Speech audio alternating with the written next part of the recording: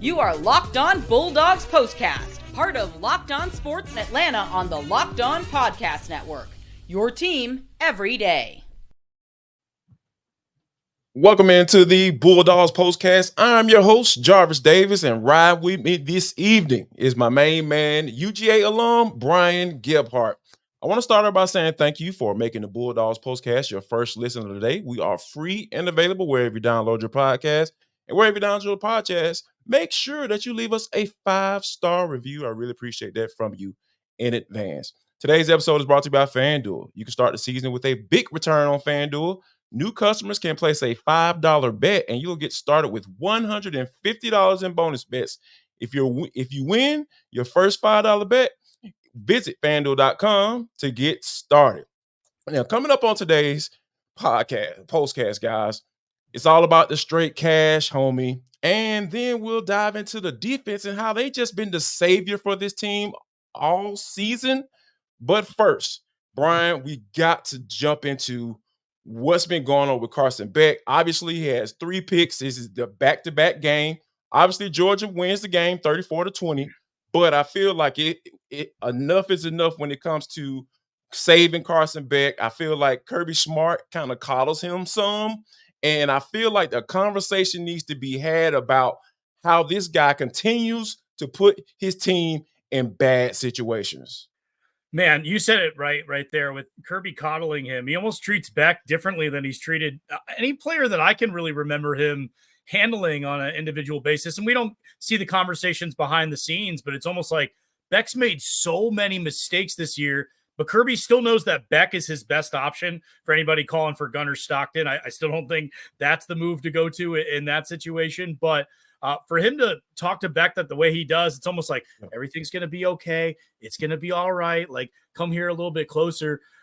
With Beck, the most frustrating thing is now it's a pattern of not only has he been making bad throws, but it's this series of now it's bad decisions and bad throws. Like the first 2 picks of the game today, where I don't know why he was even making the choice to throw either of those balls, especially the second one where he's trying to throw it into a really, really tight window for no reason really at all. I mean, this is a game and a matchup where you don't have to force the ball against a team like Florida, and Georgia was able to kind of win out in that way. But now you got this spot where it's like, dude, you can't fit it in that tight window that you think you can fit. You got a nice arm. You got, you can throw a tight spiral and all that. But some of these decisions are just, they're so head scratching. And then the other thing for me with Beck that really stood out today and kind of drives me crazy as I watch on certain plays, use your legs, get out of the pocket, move around within the pocket as well. Like the ability to extend plays. He has that ability. I know he does. Like, I know he has that ability. He's got to start using it. You know what, man? I think you make a great point, because here's the thing, man. He had protection. I think Kirk Herbstreit was just getting on my nerves at some point, dude. He was like, oh, they are subbing in the offensive alignment. There was a different group. I like, they've been doing it all year. That's what they do. Don't blame it on the protection, because the dude Carson Beck wasn't even looking at that doggone defensive lineman that was coming his way. He had his eyes locked in on who he was going to throw the football to, and that was the man in a white jersey and an orange helmet. Because there wasn't a window, BG. You know what I'm saying? No disrespect, but there was no window. No. It was 2 guys in coverage, and it was a guy up underneath, man. I was just like, it's 3 defenders in that area. Don't throw the football. And I feel like I'm with you, man. I just don't understand like some of the decisions that he makes, and for me, I feel like I know you mentioned Gunnar Stockton, it's not an option. I wholeheartedly agree with that. Yeah. I'm at the point now, man. I wouldn't mind seeing what Jaden Rashada got going on. Because here's why I say that. Because he has some experience as a starter, right, at Arizona State. And where this offense needs to be from an identity standpoint, it needs to be Trevor Etienne. I mean, I know we're going to talk about the little injury situation a little bit later on, but just for the sake of argument, I feel like this offense can run through Etienne. Hopefully this injury doesn't, last too much longer than what it potentially could be. So I feel like running this offense through Etienne and getting him the football, quick throws, because that's how they were able to score at all, towards the end of the game. quick throws. They had the touchdown throw to Dominic Lovett, quick screens. Like Jalen Rashada can do that. He can do that. That's not why Carson Beck is supposed to be an NFL quarterback's prospect, right? He's supposed to be able to read, go through progressions, read left to right, and check the ball down when you need to, and don't put the ball in harm's way. But when you're a veteran quarterback and you're putting the ball in harm's way, I feel like Jalen Rashada has to be an option at this point. That comment that Kirk Herbstreit had in the middle of the third quarter, I remember jotting that down to your point of him talking, almost kind of like making excuses for Beck. I mean, I just didn't understand what he was, I get sometimes, are people a little too harsh on college players? Sure. But when you're that guy, you're Carson Beck, you're the quarterback at Georgia, and you got all the accolades and all the NIL and all that stuff that comes along with the Lambo truck, that doesn't help. Yeah. Now you're going to get ridiculed for it as well. But this is another game again after the interceptions. I hate the body language I see from Carson Beck. It is slouching. It is going back to the bench. It is helmet on. There's almost no reaction to actually making a mistake. And I don't need guys to throw a temper tantrum or get super pissed off, but I got to see some emotion or some of, okay, I screwed up. Let me bring my team together. And it's almost like, all right, I'm going to go over to the bench and kind of sulk and wait till the defense makes a play. And then we'll come back out here. I'm going to lean on somebody else to go ahead and make this play. And then, Herbie had that comment of, oh, you got to give credit to Carson Beck for really just kind of hanging in there. Like, nah, buddy, he keeps making mistakes and mistakes and mistakes, and he keeps getting bailed out. I mean, this thing could be so much worse if Georgia didn't even have the defense that they have and the plays that they were able to make. And this thing was even closer than it wound up being. I mean, I know it was 2 touchdowns there at the end, but Beck could have easily thrown 4 or 5, maybe even 6 picks in this game. There were a couple that were bobbled. There was another one that could have just been flat out picked. Like there were moments in this game too that it could have gotten worse for Carson Beck. So I hated the body language that I saw and all of that. On the ETN front, like you mentioned real quickly, I wrote down at halftime, I'm sitting there, I need more ETN. I'm glad they explained. I'm not glad that he's hurt, but I was like, okay, it's an injury, because I was like, sure, where is ETN? Why does he not have the ball? Because I don't think he had 1 catch in the game. He just had the 7 carries for 31 yards. And it's like right now, I need the offense to go through him. So I know we'll talk about that injury concern a little bit moving forward. But you had Frazier step up in that spot. But Beck, it was way, way, way too many mistakes. And I know people look at the box score at the end and go, okay, what did he finish with? 300 yards and 2 touchdowns. And it's like, well, when you throw the ball away, you're going to get that yardage built up in that sense. But the touchdown to interception ratio this year is just awful for a team trying to win another national title. And it's back-to-back games with him throwing 3 interceptions. Yeah. Man. Come on. That's what I'm looking at. That's the box score. That's what I'm paying attention to. I just don't it's unacceptable for him to be in this space, from an experience standpoint. I know it's his second year starting, man. He didn't turn the ball over last year hardly at all. I think we had 3 picks on the year last year. Yeah. At 72% completion rate, right? So this is what makes it so frustrating, because we've seen this. You're the one that built up the hype. Yep. This wasn't blind hype coming into this season. Hey, could potentially be the number 1 overall pick. Oh, the first quarterback come off the board. Oh man, Georgia has a really good shot at winning, and that is with Carson Beck under center, right? But that just hasn't been the case, because he's just continued to put the ball in harm's way, even when he only has 3. Like you mentioned, it could have been, especially going into the half, that was definitely a pick, right? That was definitely another pick you could have put on the board. So I feel like overall, man, the Georgia Bulldogs are in a space right now where I feel like Kirby Smart is going to have to make a decision. And I'm not saying that it has to be Jalen Rashada, or I'm not saying it needs to be Gunnar Stockton. I'm not saying that, but the way he handles him, if at some point the players are going to start looking at it and saying, like, why he able to get away with this type of stuff? Mm-hmm. They're going to start asking the questions, because I've been there before. Like when guys know when guys aren't playing with the way they're supposed to be, and they know if there's somebody behind him or a couple of spots behind him and say, hey man, he can do that, but there's some potential there that you can, allow him to grow into that position. So, and just for him to be in that position just because he's maybe going to the NFL, that's when all those questions start to roll, and that's not a good thing, I feel, for the Georgia Bulldogs going forward. So, but I think that coming up next, though, BG mentioned it. We're going to dive into it a little bit more. Georgia's defense has been the savior for this team, and it needs to be discussed.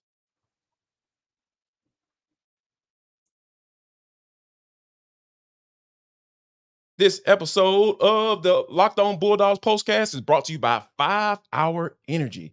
Guess what, guys? We've created Stand the Fan 5 Hour Energy Shot with a special flavor called Fan Fuel. The energy shot made just for super fans just like you and me. Come on, man. We know how we get down when it comes on game day. And you know how long those days can be when you're out there tailgating. I was just talking to one of my friends on Twitter. I was just saying how, man, these doggone late games can get so tired. You get so sleepy. You just be like, oh my God, I don't know what to do. But guess what? We've got something just for you. 5 Hour Energy Shot. And I'm telling you, no 5 Hour Energy knows that no matter what team you root for, being a fan requires heart, soul, and a whole lot of energy, whether you're prepping for the big tailgate, like I just mentioned, or you're ironing your jersey. Don't iron your jersey. Don't do that, please. Your game day to-do list is always a mile long. That's why the limited edition Stand the Fan 5 Hour Energy Shot is right here for you to go get it right now to help keep you fueled throughout the season. What's your fan fuel this week? Whatever it is, do it with a 5 Hour Energy Shot. Available on 5hourenergy.com, shipped nationwide.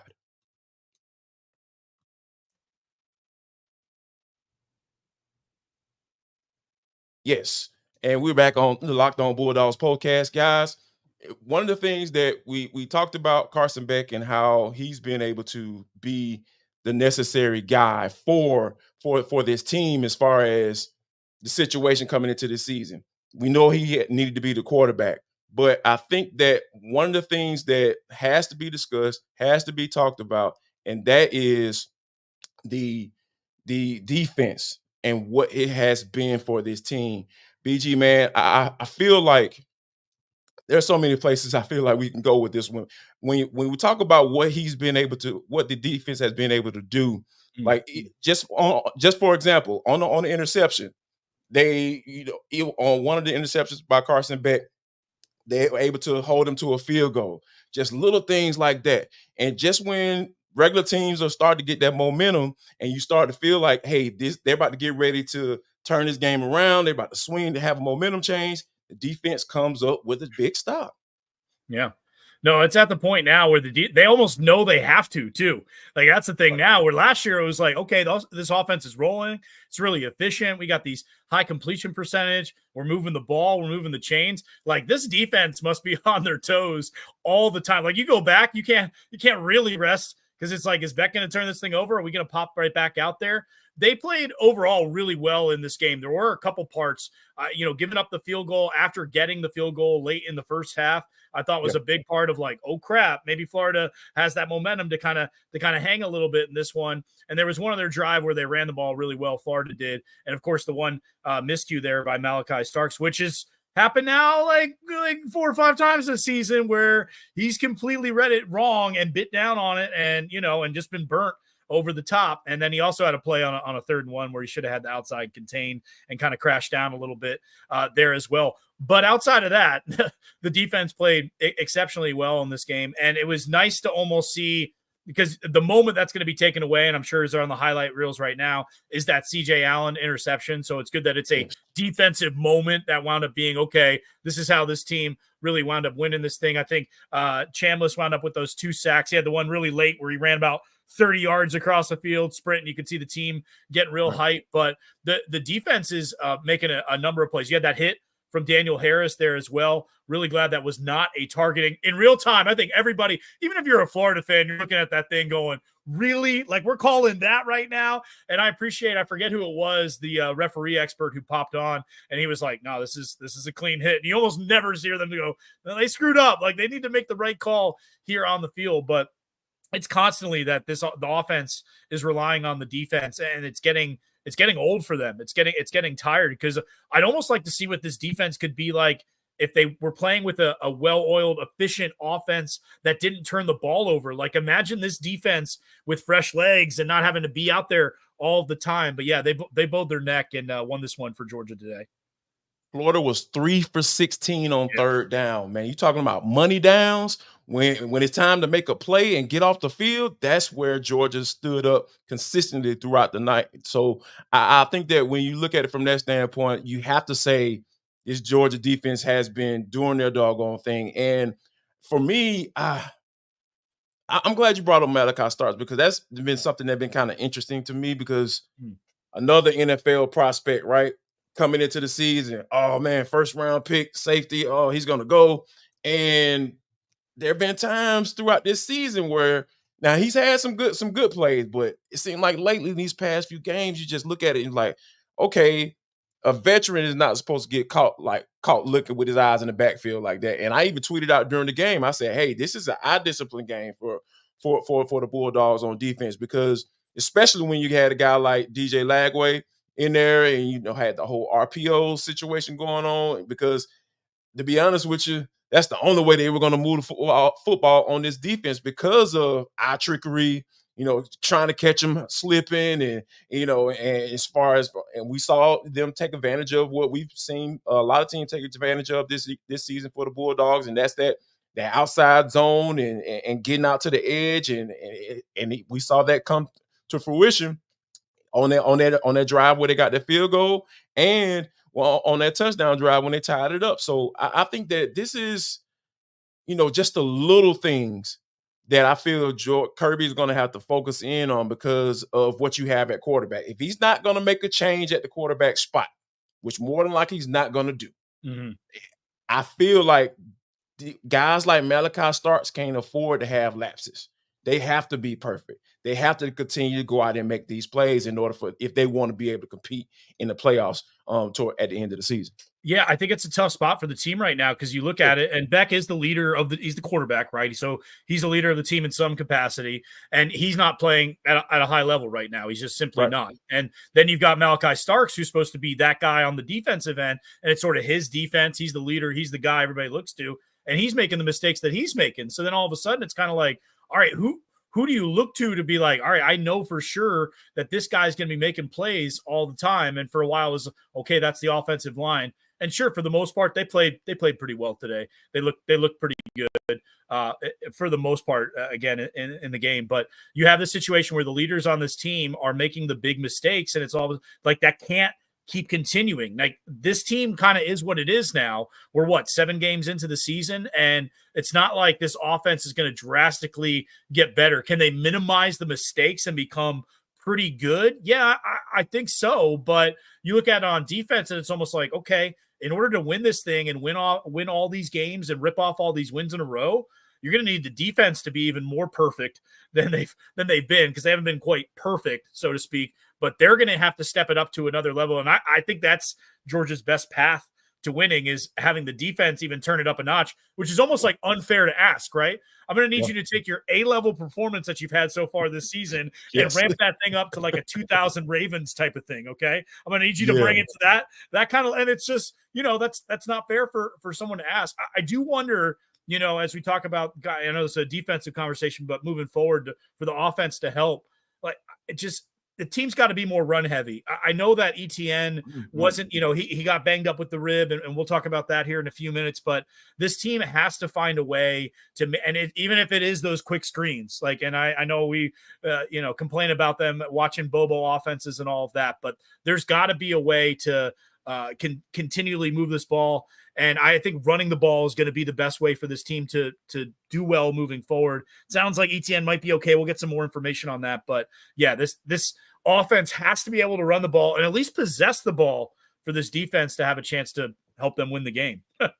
I love where you're going with this. I'm all about running the football and putting your stamp on a football game and say, hey, we're going to do this, and there's nothing you can do about it. We'll talk about that and see if we can pay a little cash. Everybody always paying credit with everything nowadays, but we're going to talk a little cash coming up next.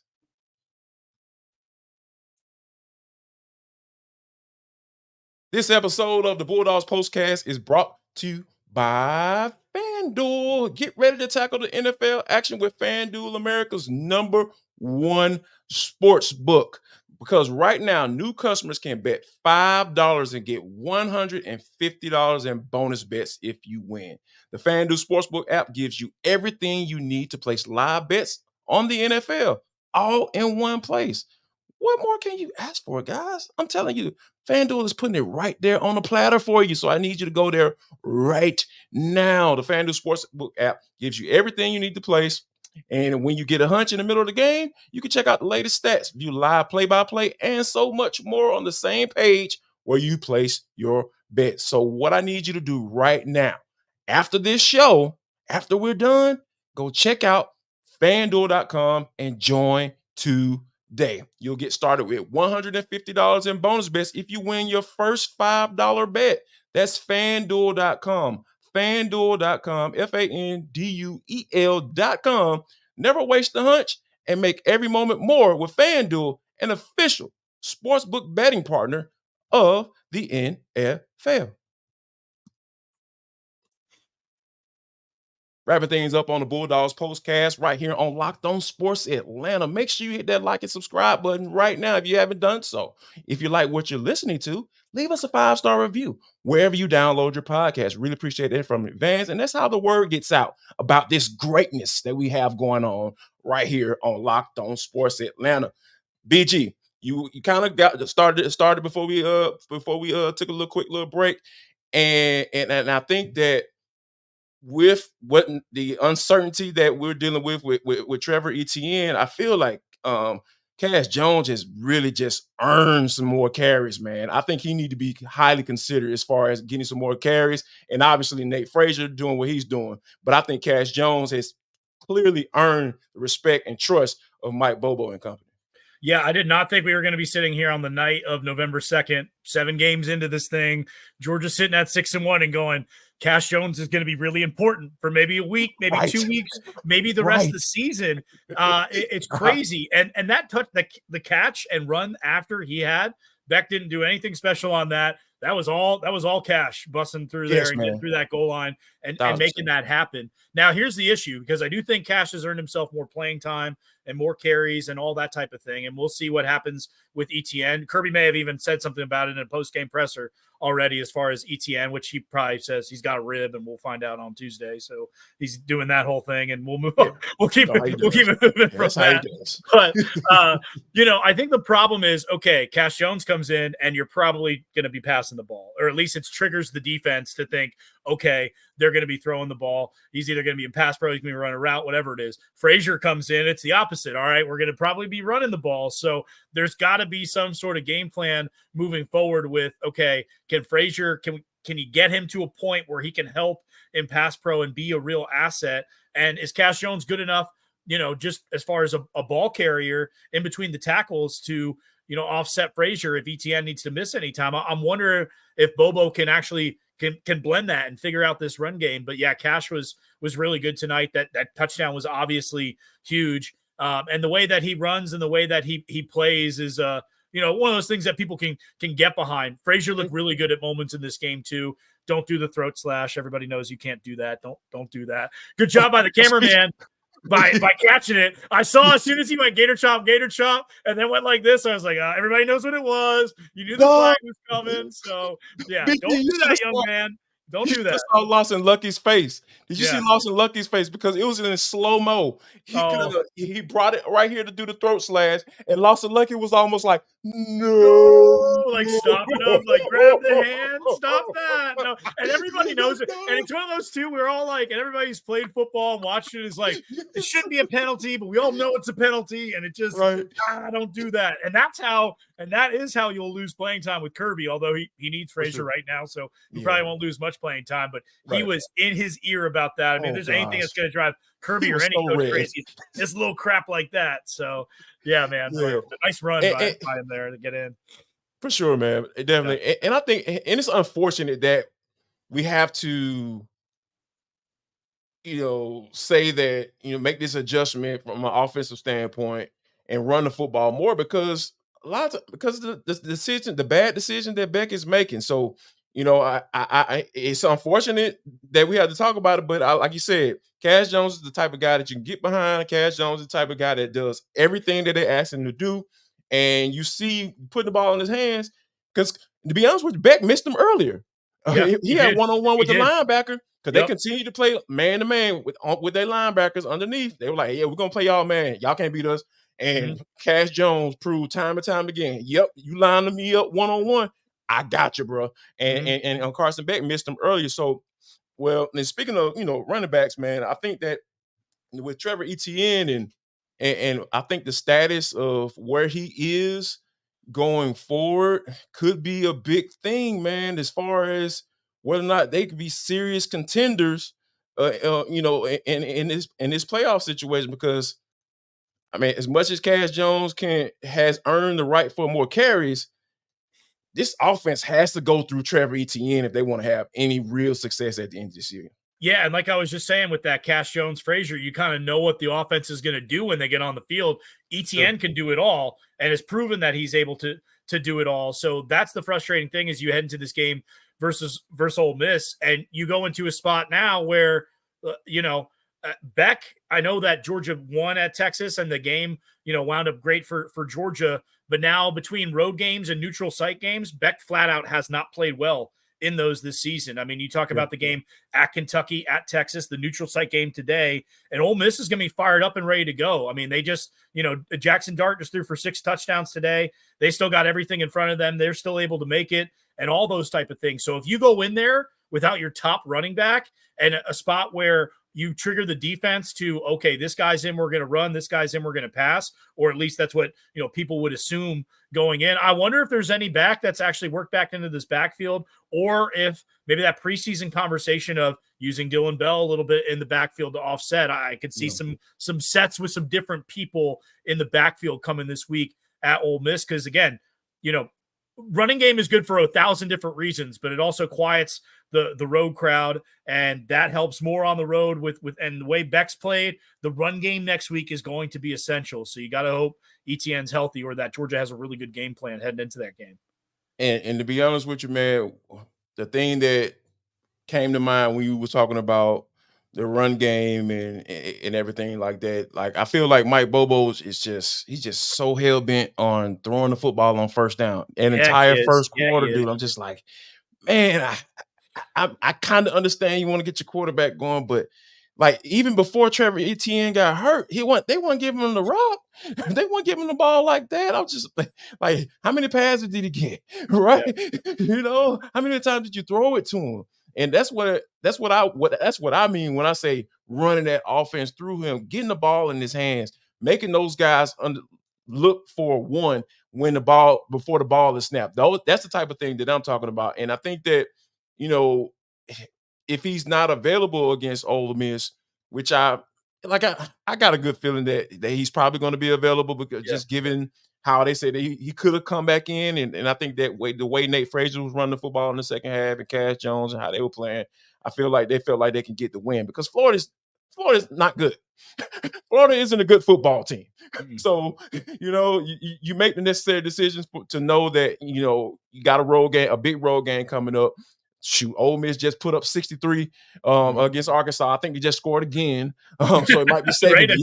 Right. So yeah, man. So I think this is going to be one of those games where I feel like, as much as Ole Miss is going to put pressure on them to score, that's what we talked about, this defense being perfected overall, right? Like they have to be perfect. They have to put that pressure on. I even go back to when I was in college, man. We had one of the top ranked defense in the entire country. Our offense that year, I think it was in 2003. Our offense that year had a thing about throwing pick sixes, and we was just like, hey, man, we don't care if you throw a pick, just make the tackle. You know what I'm saying? Just make the tackle and we'll be fine. I remember one time it was right there on the 1 yard line, dude, and we not gonna stop them boys. They had to kick a field goal. I was just like, man, we're really good. So don't mess up what we got going on by throwing interceptions.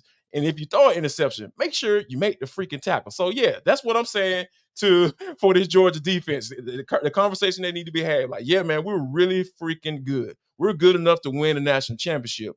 But this offense, you guys, if you can't turn the ball over, just don't turn it over.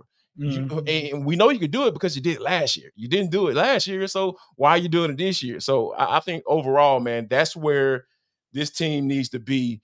And I feel like if they're in a situation where they don't turn the ball over, I don't care how Carson Beck plays. I feel like they'll have a chance with the way this defense has been playing. Now, I know most offensive coordinators, you want to make sure that your quarterback gets in rhythm and that he feels comfortable and that he gets going. But to your point about how the quarterback's played so far and how this defense is really a unit and one that's winning games for them, the conversations this week for me need to be just as much about getting the offensive line in rhythm and the offensive line going and establish physical dominance in these games. And that point of give the running back the ball on first down. Like, I understand the corners were playing off. Maybe some of those quick passes early were happening, working, get back in rhythm, all that type of thing. But you never really got him in rhythm necessarily, and he hasn't been able to get in rhythm. So I would make sure defenses are worried more about the run game and worried about the physicality, about going up against this offensive front. And now that Tate Ratledge is back, even though I know he was sort of in and out and may look like he tweaked something there in the first half, he was kind of hobbling off there for one moment. I wonder if there's any follow-up with that. But I want to get the offensive line going, especially on the road. And listen, when you get to December and you got to win 2 or 3 or 4 more of these things, like, it's going to be important for that offensive line because they played really well at moments and in stretches. And I thought they played well today, but even them, they haven't played an A+ game for 4 quarters. And I think that they're closer to doing that than Beck is. And the defense is closer to doing that. And that's your path to success. That's your path to trying to win this whole thing, because I think the idea of Beck being, the babe, the boy, number 1 overall pick is just gone. Like, it's just, and I'm not saying he can't be good and can't help you win ball games and all of that, but for him to be the reason you win and the reason you win week in and week out, that's not this team. That's not their identity. We've seen it now for seven games. Yeah. Back-to-back 3 interception games, 10 interceptions in the last 5 games. Like, this is, it's unacceptable, man. You can't do it. You just can't do it. We want to thank you guys for making the Locked On Bulldogs postcast your first listen of the day. We're free and available wherever you download your podcast. Make sure you leave us a 5-star review. We will be back right after the Ole Miss game next week. Same time, same place. As soon as that clock strikes 0, come on over to Locked On Sports Atlanta, and we'll see you then.